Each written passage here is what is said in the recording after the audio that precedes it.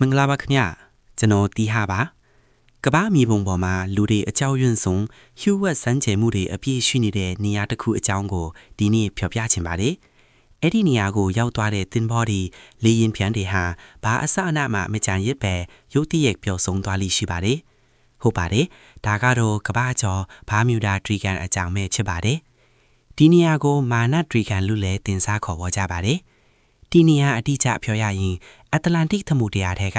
အမေရိကန်ဖလော်ရီဒါကမ်းခြေဘာမြူဒါကျွန်းနဲ့ပွာတိုရီကိုနိုင်ငံတို့ကိုဆက်သွယ်ထားတဲ့ထရီကန်ပုံစံရေပြင်ကျယ်ကြီးတစ်ခုဖြစ်ပါတယ်။ဧရိယာအဖြစ်စတူယန်မိုင်ပေါင်း9သိန်းကျော်လောက်ကျယ်ဝန်းပါတယ်။တမိုင်းကျောင်းကိုပြန်ကြည့်မယ်ဆိုရင်ခရစ္စတိုဖာကိုလန်ဘတ်လက်ထက်ကလေးကဒီနေရာဟာထူးဆန်းနေခဲ့လာပါ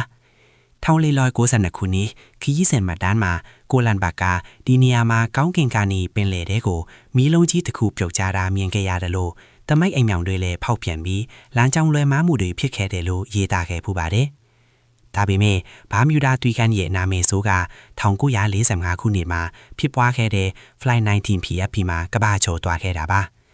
အမေရိကန်ရေတပ်ကဘုံကျဲလီရင်၅စီးဟာပုံမှန်လေ့ကျင့်ပင်ထန်းနေရင်ယာဒီဥထုတာယာနေရက်နဲ့ရုတ်တရက်လမ်းကြောင်းပြောက်ပြီးအဆက်တွေပြတ်တောက်သွားခဲ့ပါတယ်။လေယာဉ်မှုရဲ့နောက်ဆုံးအထံဖိုင်မှာငါးတို့နေရာမှာနေပြီးပင်လယ်ရေအယောင်တွေကအဖြူရောင်နေဖြစ်နေတယ်လို့ပြောကြားခဲ့ပါတယ်။ပိုပြီးထူးဆန်းတာကအဲ့ဒီလေယာဉ်၅စီးကိုရှာဖွေဖို့ထပ်ခွာသွားတဲ့မာတင်မာရီနာဆိုတဲ့ကဲဆက်ရဲလေယာဉ်ကြီးပါထပ်မံပျောက်ဆုံးသွားခဲ့ပြီးဘာအစအနာမှပြန်မတွေ့ခဲ့ရပါဘူး။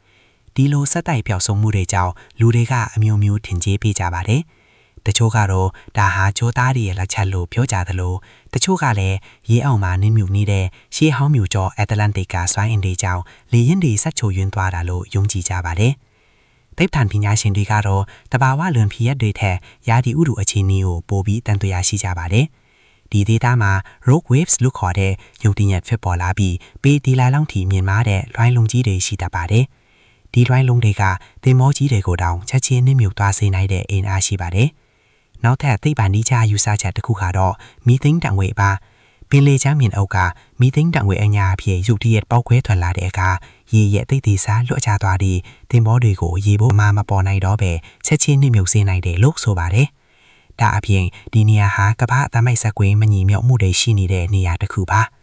တမိုက်မြောက်အရက်နဲ့ပထဝီရင်မြောက်အရက်တထက်တဲကျနေတဲ့ရှားဖားနေရာဖြစ်တာကြောင့်တမိုက်အိမ်မြောင်တွေလမ်းကြောင်းလွယ်မာပြီးလေရင်မှုတွေသင်္ဘောသားတွေကိုရက်စီလဲလာမစေတာထင်နိုင်ပါတယ်။ဒါပေမဲ့တကယ်လက်တွေအခြေအနေကိုပြန်ကြည့်ရင်တော့ဘာမြူဒါတွီကန်ဒေတာဟာယောရောပအမေရိကနဲ့ကယ်ရီဘီယန်ဒေတာတွေကိုဆက်သွယ်ထားတဲ့သင်္ဘောအသွားလာအများဆုံးလမ်းကြောင်းတစ်ခုဖြစ်ပါတယ်။ဖြတ်တန်းသွားလာမှုအများများတဲ့အတွက်မတော်စားမှုအရေးအတွက်များတယ်လို့ထင်ရပေမဲ့ရာခိုင်နှုန်းနဲ့တွက်ကြည့်ရင်တခြားနေရာတွေနဲ့မထူးခြားလာပါဘူး။ကဲဘာမြူဒါတွီကန်ဟာတကယ်ပဲကျင်းစားသင့်နေတဲ့နေရာလားဒါမှမဟုတ်တဘာဝတရားရဲ့ကြမ်းတမ်းမှုကြောင့်လားဆိုတာအတိအကျအပြေမထသေးပေမဲ့ဒီနေရာဟာကမ္ဘာအကြီးဆုံးယူဝက်ချက်တွေကတခုအထိရှိနေသေးပါပဲ။နားဆင်ပေးတဲ့အတဲ့ကျေးဇူးတင်ပါတယ်။ကျွန်တော်တီဟာပါ